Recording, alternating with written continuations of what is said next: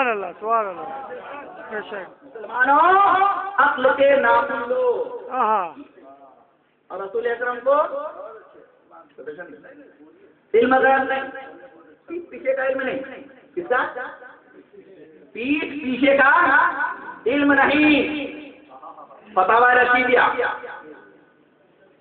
इसी में जब इल्म गैब के बारे में पूछा गया तो बताया रसूलुल्लाह सल्लल्लाहु अलैहि वसल्लम को इल्म गैब नहीं। फतावा रशीदिया मानोगे? अल्लाह की किताब मानोगे? अल्लाह की किताब, अल्लाह की किताब की माननी है? अल्लाह की, ऐसे खामोश लग रहे हैं। अल्लाह की किताब। ऐसा लग रहा है जैसे हम किसी के कलेजे पर नक्शा चला रहे हैं क्या? जी नहीं। किसकी मानोगे?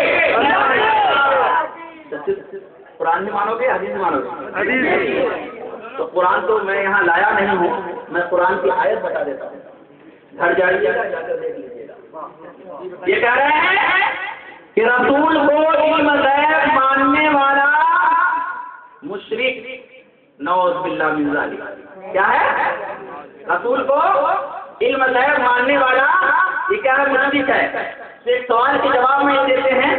सवाल था कि रसूल को आलिमुल गैब कहना जायज है या नहीं, रसूल को इल्म गैब था या नहीं? जवाब में देते हैं कि हज़रत सल्लल्लाहु अलैहि वसल्लम को इल्म गैब न था, न कभी उसका दावा किया, और कलामुल्लाह शरीफ और बहुत सी अहादीस में मौजूद है कि आप आलिमुल गैब न थे। और यकीन रखना कि आपको अल्लाह ने आपको इल्म गैब दिया था या आपको इल्म गैब था, ये शरीफ शिर्क है। नौज़ बिल्लाह मिन ज़ालिक, ये शिर्क है। ये फतावा रशीदिया, कुरान का ऐलान सुनो। कुरान इरशाद फरमाता है वअल्लमा कमा लम तकुन तालम। ए महबूब, आपको हमने सारी चीजें बता दी जो आपको मालूम नहीं था। सुभान अल्लाह, सुभान अल्लाह। क्या कौन कह रहा है? अल्लाह फरमा रहा है। अल्लाह फरमा रहा है वअल्लमा कमा लम तकुन तालम व काना फज़लुल्लाहि अलैका अज़ीमा। अल्लाह तबारक व तआला ने इरशाद फरमा दिया है महबूब, हमने आपको सब कुछ दे दिया जो आपको मालूम नहीं था। ये तो अल्लाह का बहुत बड़ा फज़ल आपके ऊपर हुआ है। कुरान कह रहा है रसूल को इल्म गैब था, कुरान कह रहा है रसूल अकरम सल्लल्लाहु अलैहि वसल्लम गैब बताने में वकील नहीं है। अब ये हदीस पाक देखिए, ठीक है, कुरान का मफ़हूम आपको समझ में ना आए, अगर आपको कुरान की आयत न मिले, या अगर कोई और अगले वाला है जिसको कुरान मालूम नहीं है, जो कुरान पढ़ा हुआ नहीं है, ये हदीस की किताब है, ये मिशकात शरीफ है। मिशकात शरीफ में सिर्फ 2 हदीसें मैं बयान कर दूंगा।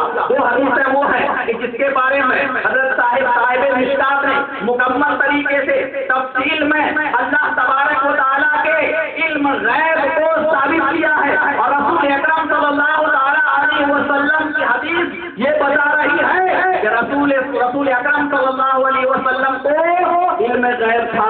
सुभान अल्लाह। ये हमारी किताब नहीं, ये मिशकात और छवि भी हमारे यहाँ से नहीं जो कहेंगे कि प्रिंट में गलती कर दी। अभी हम किताब दिखाकर जाते हैं, सुबह बात फैल जाएगी कि ये तो सब अपनी तरफ से छाप की किताब बताते हैं। क्या बताते हैं? मैं मतबा बता लिख देता हूँ।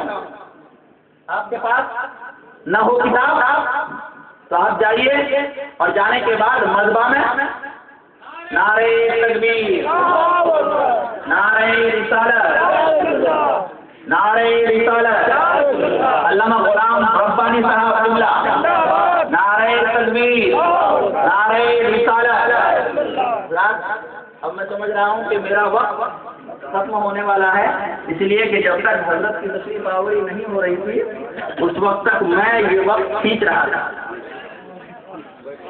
अब हजरत आ गया है, बस मैं सिर्फ अपनी बात पूरी करके रुखसत हो रहा हूँ। मिशकात शरीफ फतावा रशीदिया में 7 लफ्जों में लिखा है रसूल अकरम सल्लल्लाहु अलैहि वसल्लम को इल्म गैब नहीं था और रसूल को गैब मानने वाला बोले अस्तगफिरुल्लाह।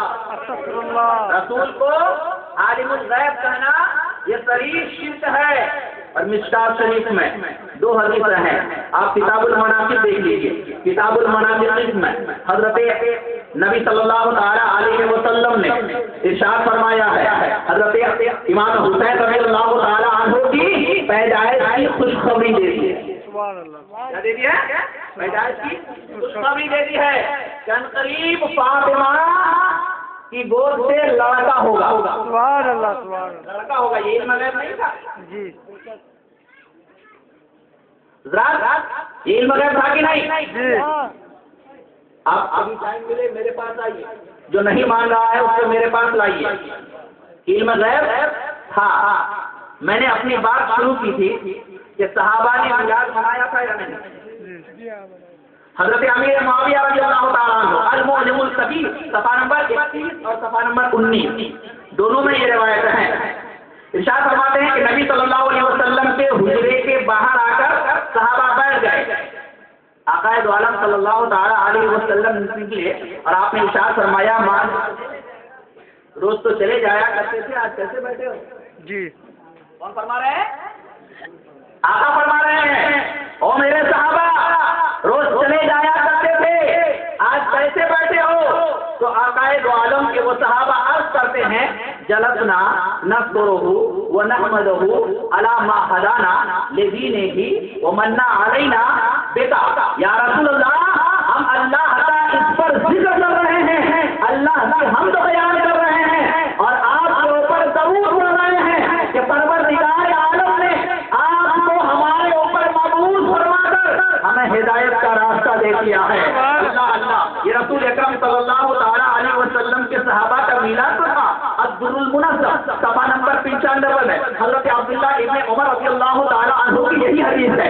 नबी सल्लल्लाहु ताला अलैहि वसल्लम ने इरशाद फरमाया था, और अब्दुल्ला इब्न उमर, तेरी तरह जो मेरी महफिल कायम करेगा तू तेरी तरह नजात पा जाएगा। हज़रत अब्दुल्ला इब्न अब्बास रज़ियल्लाहु ताला अन्हु से इरशाद फरमाया था, ओ अब्दुल्ला इब्न अब्बास, तेरी तरह जो मजलिस कायम करेगा मेरी शफाअत उसके लिए हलाल हो जाया करेगी। ये रसूल अकरम सल्लल्लाहु ताला अलैहि वसल्लम की मिलाद था। हज़रत सहाबा इकराम ने मिलाद मनाया था, और सहाबा नहीं बल्कि आप अगर आगे चलेंगे तो अंबिया ने भी नबी सल्लल्लाहु अलैहि वसल्लम का मिलाद मनाया है। बस कैफियत अलग अलग रही है, मामला अलग लग रहा है, दस्तूर अलग लग रहा है, तरीका अलग अलग रहा है। हमारे जमाने में तरीका कुछ और है, उस जमाने में तरीका कुछ और था। हज़रत मैंने पूरी दलीलों के साथ इससे पहले 2 तकरीरों में दलीलें दे दी हैं। अब वो दलीलें मुकम्मल तरीके से नेट पर भी आ चुकी होंगी, आप उसको देख लीजिएगा, आपके मोबाइल में वो आप देख लीजिएगा। मैं तफसील में जाना नहीं चाहता। अब यही नहीं है कि मीलाद हम मनाते हैं, मीलाद वो भी मनाया करते हैं, लेकिन हज़रत गौर करने का मकाम है कि अल्लाह तबारक व तआला की नेका के रसूल का मीलाद जब हम मनाते हैं फतवा हम पर आता है। आखिर वजह क्या है? मीलाद उनके अकाबिर ने भी मनाया था। आप देख लीजिए, यही रशीद अहमद गंगोही किताब है अश-शफ़ाउस साइल। शफ़ाउस साइल में वो बता रहे हैं कि रसूल अकरम सल्लल्लाहु अलैहि वसल्लम का मीलाद हर साल होना, हर दिन होना चाहिए। हर दिन अगर ना हो तो महीने में एक बार होना चाहिए, महीने में एक बार ना हो तो कम से कम साल में एक बार होना चाहिए।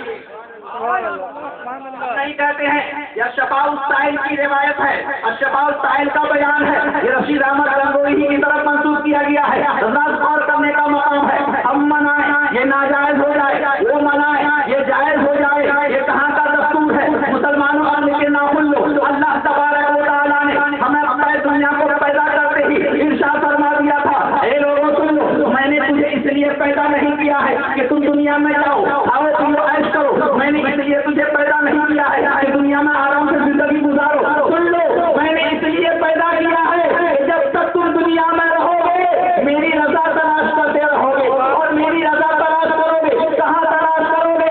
मेरे रसूल की रजा में मेरी रजा है। अगर मेरे रसूल राजी हो गए तो मैं राजी हो जाऊंगा, और अगर मैं राजी हो गया तो जन्नत भी तुम्हारी है, आखिरत भी तुम्हारी है, तुम्हारी जिंदगी भी संवर जाएगी और तुम्हारी आखिरत भी संवर जाएगी। अल्लाह तबारक व तआला ने हमें यही तो बताया है, मेरे महबूब से मोहब्बत करो। आका ने फरमाया है, अस्हाबी सन्नतु फमन तबअ एहतबअ, मेरे सहाबा सितारों की मानिंद है, तुम जिसके भी दामन पर थाम लोगे तुम्हारा बेड़ा पार हो जाएगा। हम सहाबा की बारगाह में आइए, सहाबा तब देंगे, ताबई की बारगाह में पहुंच जाओ, ताबई पर से देंगे, तब ताबई की बारगाह में पहुंच जाओ।